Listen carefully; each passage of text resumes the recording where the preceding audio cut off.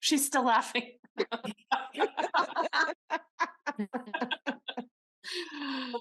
That's so funny.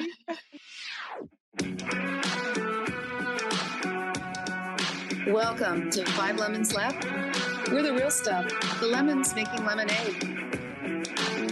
So pucker up, because we're going to be discussing our life's lessons and the nitty-gritty details of our spiritual journeys.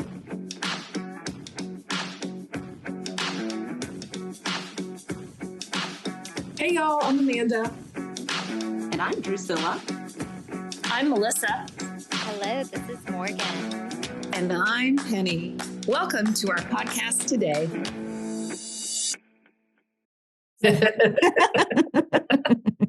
Welcome to another beautiful episode of 5 Lemons Laughing. Melissa's not here today and we miss her so much. Hey, she gave us an update in WhatsApp. She said that she was just getting on the plane home from Dubai. And she said, it's been a wonderful trip and she's making some exciting changes in her business direction. She said, more to come. So Yay. Exciting. Yeah. We can't wait to see you next week, Melissa. Yeah. So you are with us because we are all connected. And actually, today, we are talking about what if everything that we see as separate isn't, good and bad, right and wrong, you and me. What if that is actually all an illusion? How would that shift our minds, our thinking? How would we treat our neighbors differently if we knew that we were one? So today we're diving into the profound shifts. We're shifting from duality into oneness and what that changes in our lives. And I had the inspiration to really talk about this week because listening to the news and just everything that's going on in the world, like there's people are expressing opposing opinions to what I believe. And I feel like the first reaction is super uncomfortable. Like I attack, like I either want to, not so much, I'm not an attacker, I'm a defender. Like I'm a defend. And that doesn't feel comfortable for me. It moves me more and more into the space of unloving thoughts. And I really feel that love is the answer. That's why I wanted to talk about that. So shifting from that attack, defend feeling into extending love. So I have started practicing feeling into that, even when someone is expressing a belief that's different from mine. And it makes me feel connected. And I start thinking about them, that person, differently. So I wanted to bring that up and talk about the shifts and changes that we make in our minds to affect the world. Beautiful, Amanda. And I think this hits home for probably a lot of people right now because it appears or feels like a tumultuous time right now in the United States. So, great topic. I have a question. Yeah, great intro and great story, Amanda. So I'm curious about how you dealt with those types of scenarios in the past and what that meant for you, just in terms of how did that impact you when you did it differently in the duality?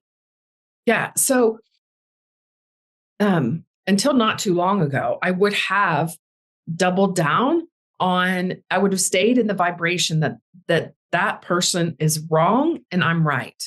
And I would have, I'm not necessarily like get in arguments type of person, but I would have held in my brain what a freaking idiot that person is. And they should really look at themselves. I would have held on to that more now than shifting into that vibration of love and reaching for that connection.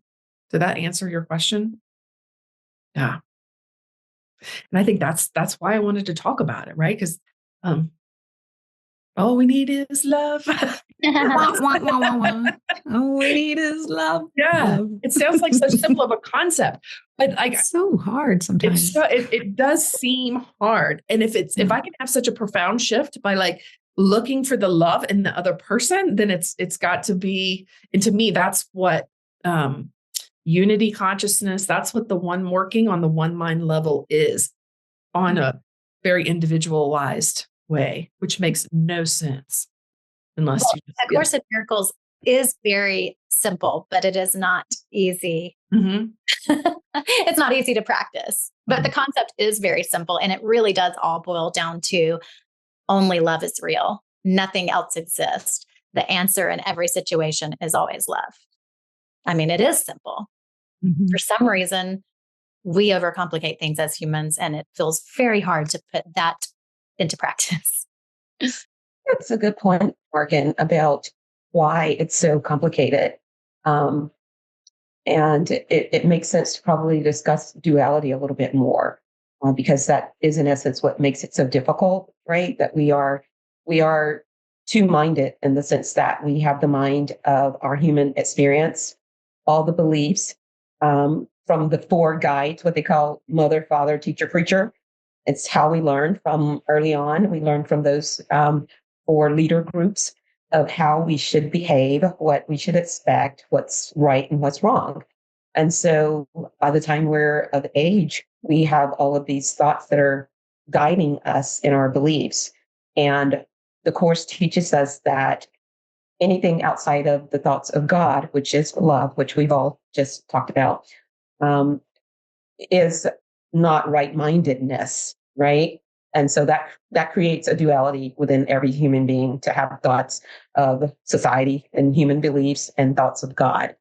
And so it becomes very difficult when you've been taught with the other-mindedness way of being and doing and responding to then all of a sudden just to be thinking with the right mind, which is the mind of love, oneness, and, joy and peace, and working to create peace instead of fighting against something. So it's of course challenging to undo something that we've been practicing for so long. Yeah. Yeah.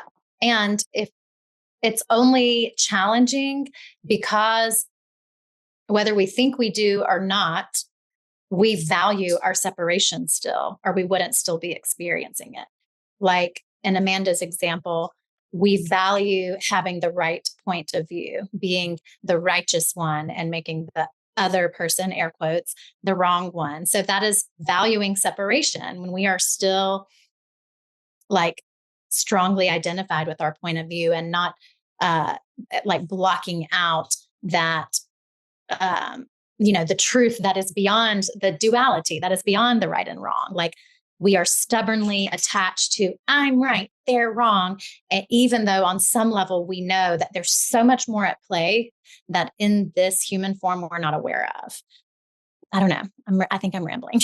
No, you're not rambling at all, You're Morgan. not. No. But that's a great point. Yeah. I think sometimes we're human beings aren't even aware of what they're doing to others and what they're thinking. They don't even know what they don't even know. If that makes any That's a sense. good point, Penny. Mm-hmm. So how do we start there? How do they know? How does a person know? How does a person know what? Ask the How do they know that they're operating from wrong-mindedness, outside of love? Fear. Yeah. Fear. And I would say, look at the world around you, right? Like whatever is in your mind is in your worldview. You are seeing it every day. That's what's in your mind is how you're living is what's in your mind. Just on Friday night. Sorry, go ahead, Drusilla. No, I can't wait to hear your story. Just on Friday night, we had a company movie night and we had about 50 people here or so, bunch of kids. And so we always do age appropriate movies. And we watched Puss in Boots, The Last Wish. I am telling you, it was a Course in Miracles the whole way around because Puss in Boots is totally in his ego, thinking he's God's gift to everything. And then and then it showed him like giving up and surrendering, but he didn't surrender. He actually gave up. But then he met this little dog that was so beautiful. And they got to this, they found this magic map, or they were trying to get to the last wishing star. And they found this map and it depended on your thoughts, how you would get through this forest. And so Puss in Boots took his hand onto the map and it was all horrible things. Like they had to go through, dragons and fires and, molten lava. And then the girl cat, I can't think of her name right now. She picked it up and she too saw all these like having to fight and defend and slay and kill people. And then the little dog picked it up.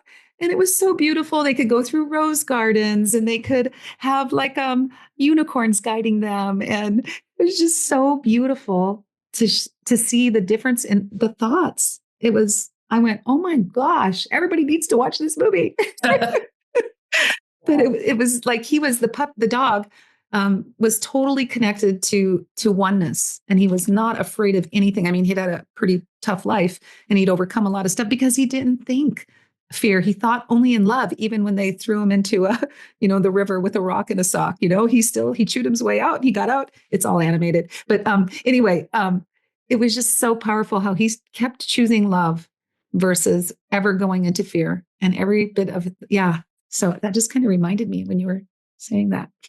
Yeah, I love that. That's it. Just keep choosing love, even when everyone else around you is going into fear. And that's like, back to what Amanda brought up with the whole climate in America right now. Like, it takes me back to the Alison Armstrong teaching. What if there's a good reason for that?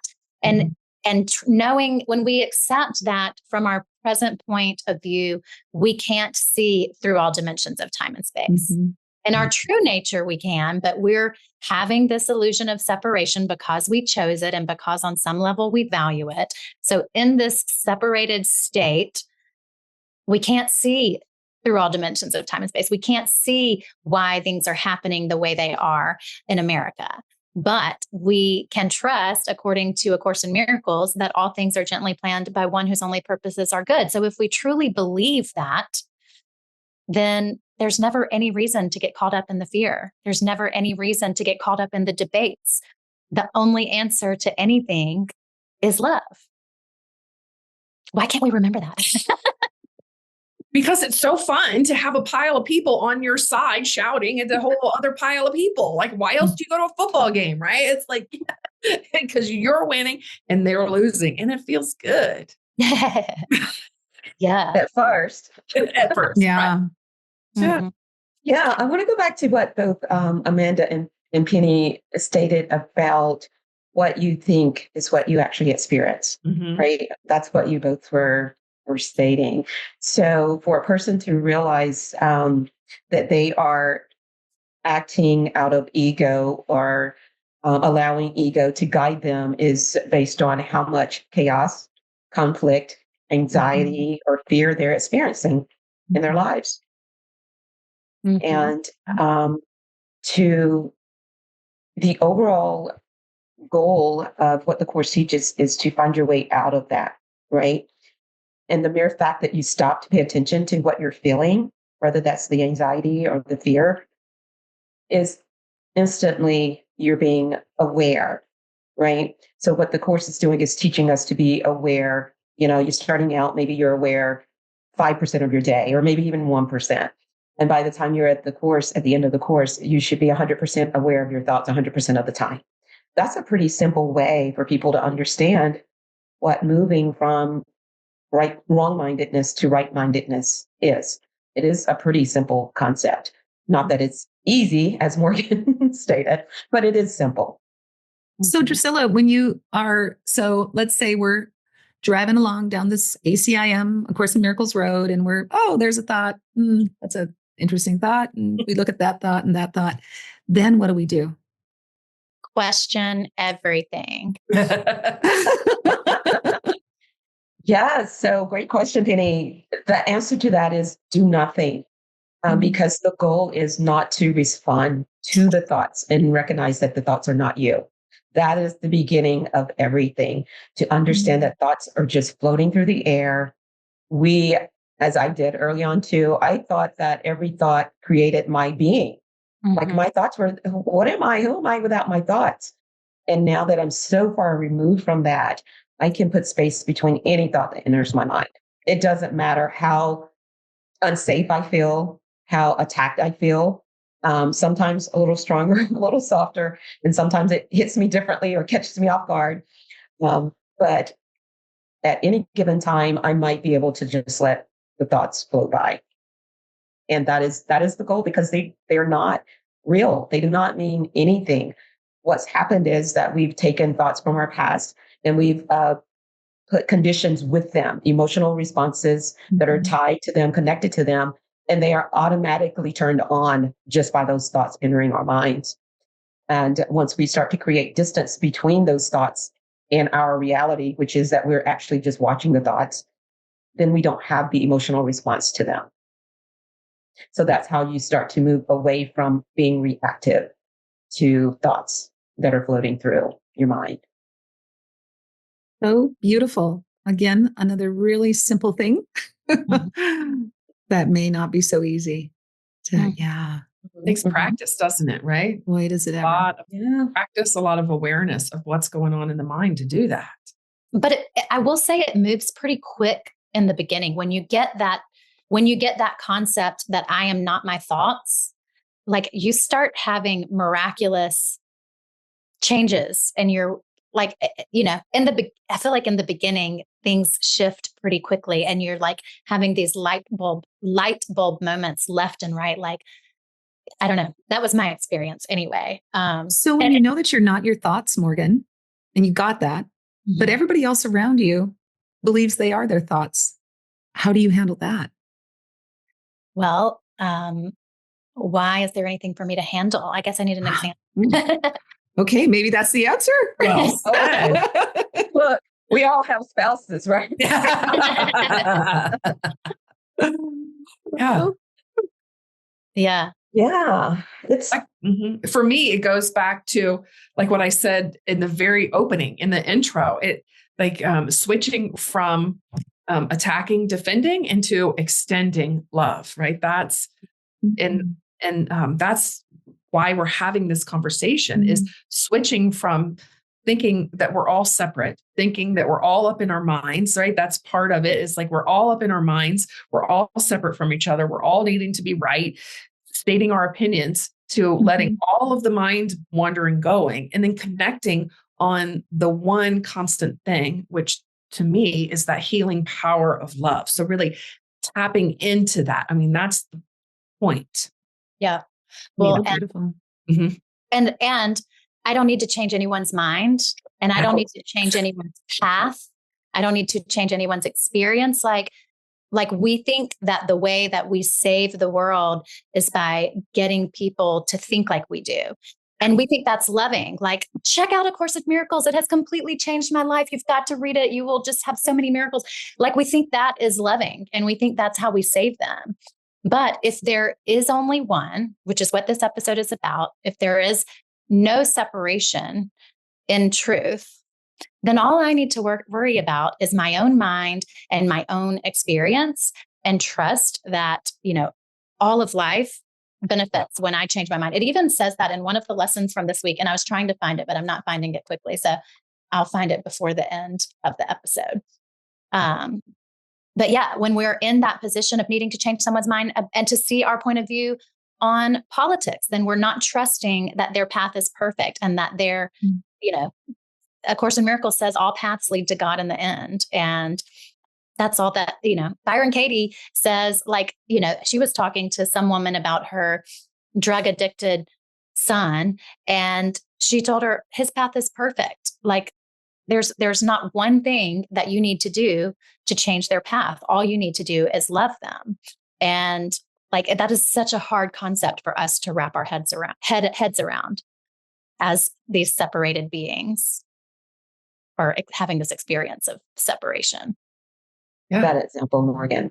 I mean, it's really extreme, but it is where we all strive to be, right? Because there's also a part in the course that talks about, do we think that we have a patent on being whole and perfect in God's eyes? Do we not think that the other person, no matter what they do, no matter what their path is, that they too, in their spirit, are still whole and perfect? Mm-hmm.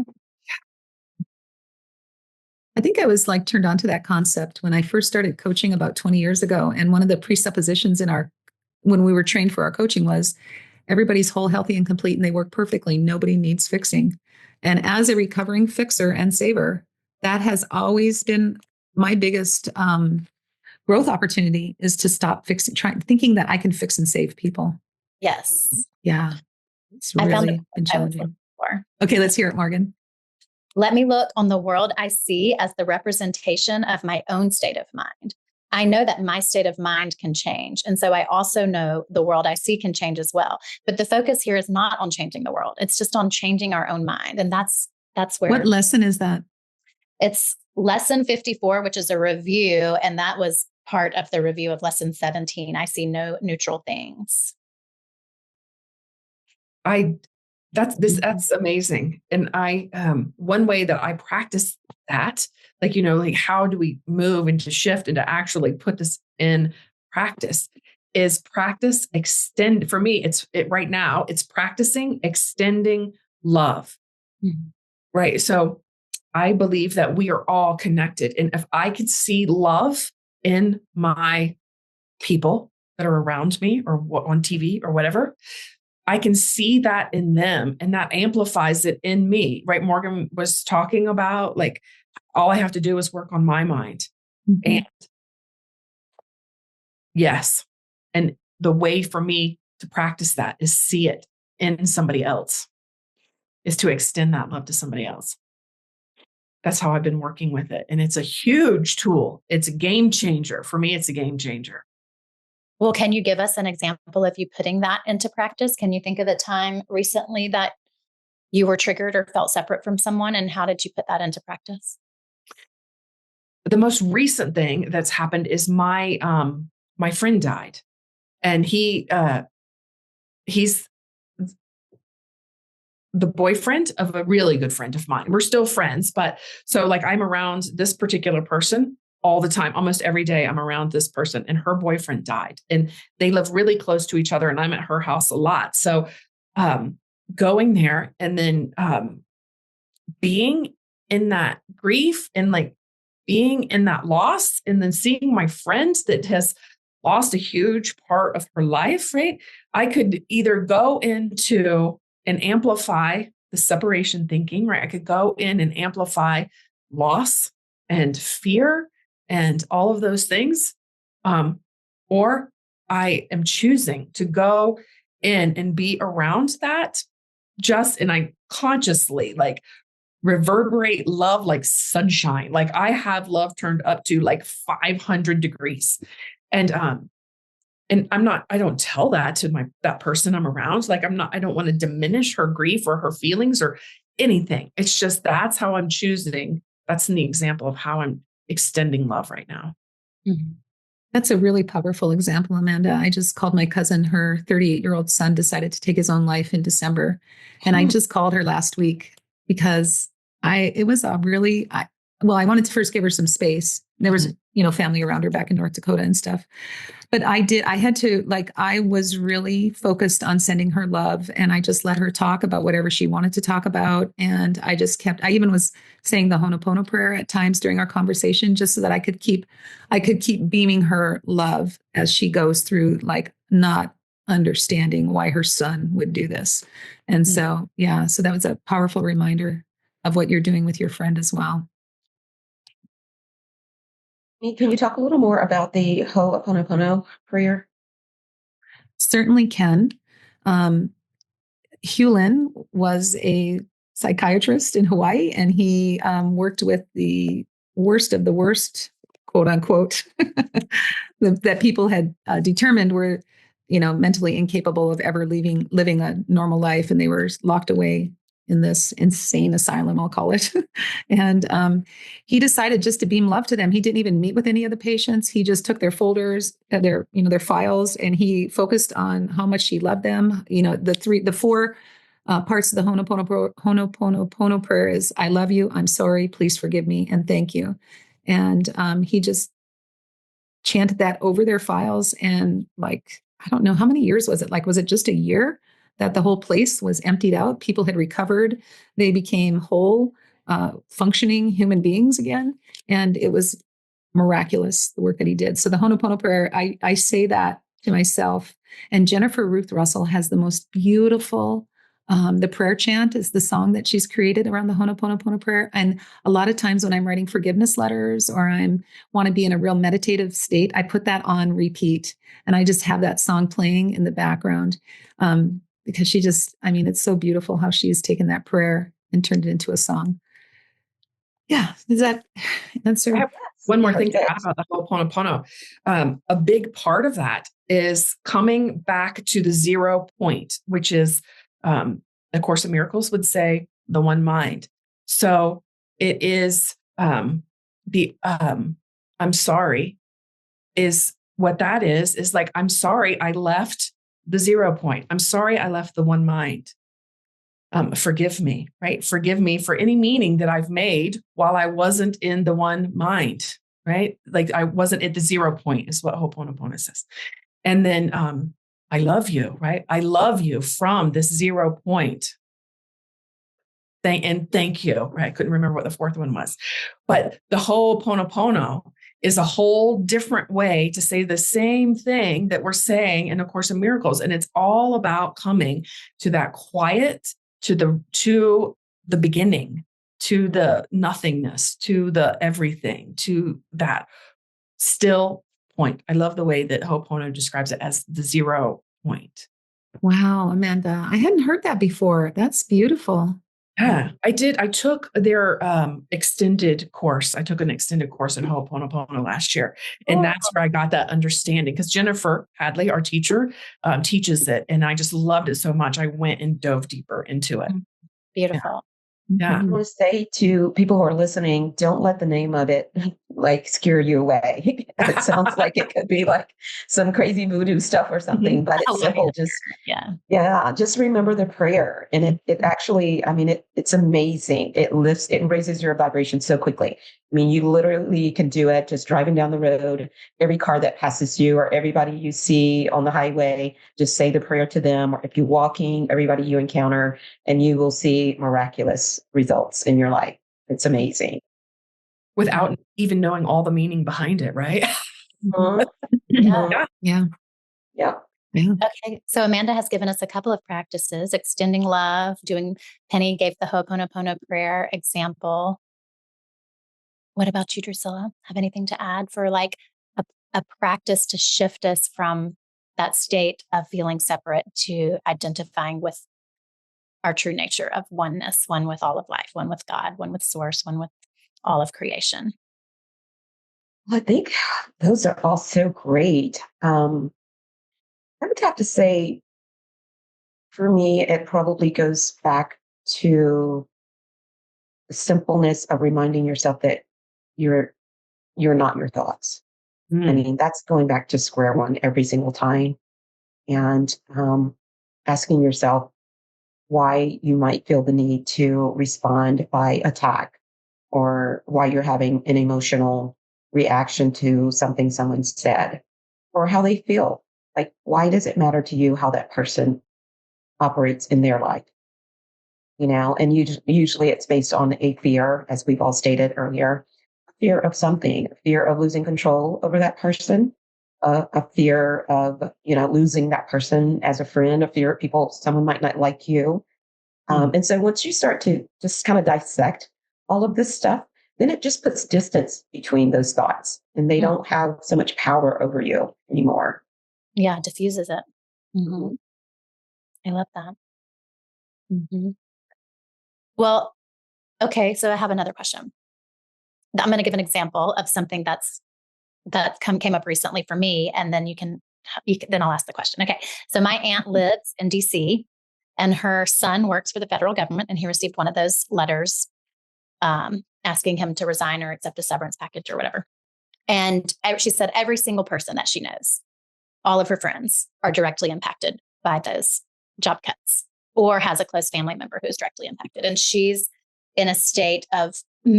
appears to be in a state of extreme distress. And so let's say you're in a conversation with someone who appears to be in a state of extreme distress over something. And you are holding the truth and you're not trying to change their mind or get them to see things from your point of view, but you also don't want to get caught up in the story of the drama of what they're experiencing. How can you respond in a situation like that in a way that's compassionate and still honors your truth of trying to stay anchored in love and the oneness and not get swept up in the drama of the separation. Does that feel like a clear question? That does. And it sounds like a lot of it, that sounds like a great thing to be answered because we've all been in that situation. Mm-hmm. We all probably know somebody impacted by one of those letters. I don't personally know anybody. I do. We've all been in situations where like they were going to get swept up in someone's drama. Right. What just came to my mind when you asked that question, Morgan, is that I would just say that this is what just popped into my mind. So I'm going to trust that it's the thing that needs to be said. I would just say, nobody deserves to be treated that way.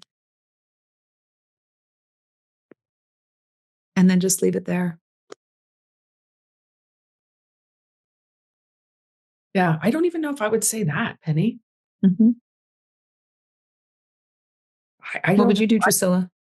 I would. Go ahead. Sorry. What were you going to say, Amanda? Yeah, go ahead, Amanda. I think my default setting is I'm sorry. Right. Mm-hmm. I'm sorry. I love you. Please forgive me. Thank you. Yeah. Thank you. Yeah. You can. Thank you for, sharing your feelings with me. Mm-hmm. Sorry you're going through that. Mm-hmm. I love you. And I have had that conversation with someone who, to them a person who was impacted personally. And it was, I'm sorry to start the conversation, but to also not to change their mind, but to share my oneness out loud with them, in that there's been a miraculous and amazing things that have come out of people losing jobs. Mm-hmm. Yeah. There's beauty on the other side of everything. There is, so I have always been one to show compassion, but also people tend to look for guidance, certain people that you're in relation with, right? If it's just a person that I don't know very well, then maybe they're just wanting to tell the story and share. And I might just say, oh, I'm so sorry that happened. If I met somebody on the plane, right? But if it's someone that I know and they're typically looking to be inspired or to have an answer to something, then I always want to be open to that and be able to still keep it not neutral. There are no neutral thoughts, right? Mm-hmm. But there are thoughts that lead us to love and compassion for people, right? And that means that you are going to be okay. Mm-hmm. You're going to be okay. Yeah. What I know right now is that we are all okay, right? Mm-hmm. Because we're present and we're good. We're safe. I wouldn't go as far as to say that, but there's, basically life is beautiful at the end of it. Mm-hmm. Mm-hmm. Love that. Thank you. I think something that I really wouldn't want to say, it would be to feed. I wouldn't want to say anything that would feed into the fear, into the victim, into the, right. I think that's what, if I was in that space and actually aware, right? Like I hope I would be and tapped in, right? That's the whole point, that I wouldn't want to feed the fear. And I wouldn't want to increase the hostility by saying, stupid shit either, right? It's all like starting to feed the fire. Yeah.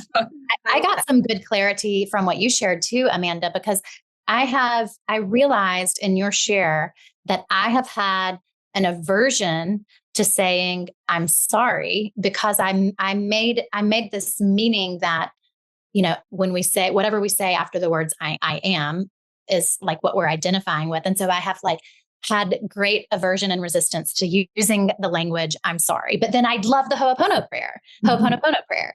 And I say it all the time in that context. So I think I just had a shift around that aversion to using that language I'm sorry. I think that can be my subtle, because A Course in Miracles teaches us that we are responsible for everything we see. So if I can tell someone, I'm so sorry that you're going through that right now, then that on a level that they are not even aware of, except for maybe deep in their subconscious, that's me taking responsible for what they're experiencing. And that's a step to resolving it. So it's I think I'm going to start letting that be a normal part of my compassionate conversations. I'm sorry you're going through that. Because it feels like it acknowledges their experience and I'm doing my spiritual work in a way that they're not even aware of, except for in the invisible. You know what I mean? Mm-hmm. Anyway, that was kind of a little breakthrough I just had from your share. Yay. That's awesome. This is such a rich topic. It really is. Gosh, I think I'll go back and listen to this recording over and over again. That reminded me, Morgan, of something when Amanda was talking about the Ho'oponopono as well, that you just touched on, is the taking responsibility. And we hadn't talked about that part of what we are seeing and we're experiencing, no matter who brings it to us and what we're witnessing, we are a part of that. So in every situation, that's why we should have compassion, but also taking accountability for our thoughts and what part of ourselves, attracted that situation. Even on a collective level with what's going on in the world, it's there because collectively we decided to operate out of fear so much and for so long, but yeah, thanks for that, Amanda, as well. For bringing up the accountability piece. Yeah, we haven't done an episode about that for a while. Maybe that's something we need to look at again. I love that.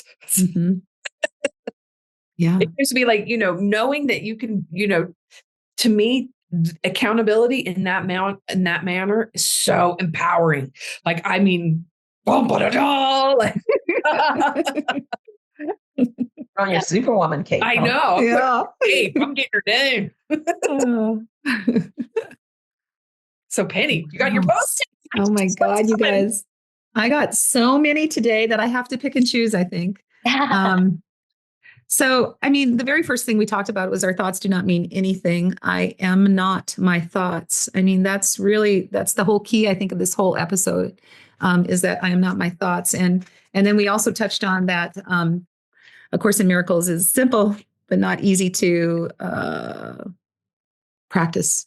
The going from fear to love. Sometimes it's so ingrained in us by the 4 guides. I love that. I never heard that either before. Yeah. All beliefs come from the 4 guides: mother, father, teacher, preacher. And at a very young age, I've said that many times, by the time we're 5, we have all of our beliefs instilled in us. And then I think, I don't remember who said this, but keep choosing love when everyone else around you is choosing fear. That was really powerful. And all I need to worry about is my own mind and my own experience. I wrote that in red because that was really, really powerful. And then this is the one to just cap it all off, is be inspiring, right? Let's just be inspiring, no matter where we're going, what we're doing. Stay in love, be inspiring, be the change we want to see in this world, right? That's what it's all about, people. It's up to me. If it's going to be, it's up to me. Right? That's cute. Yeah. So thank you, everyone. Oh my gosh, such a beautiful time spending with you all. Lemonettes, just really powerful session today. It's a session, yes. Come to us. It's free therapy. So you can catch us on all the podcast programs, platforms available out there. Please subscribe to our channel on YouTube and, like us, love us, help us get up there in the ratings. We would really appreciate that. And so, next week we'll have another episode, and it may be around taking 100% responsibility for 100% of your results that you're getting in your life. Who knows? We'll just come next week and you will find out what we have decided is our next episode. So have a really beautiful rest of your day, and we love you, and we are so happy that you've joined us. Thanks, everyone. Thank you. Love you. Bye.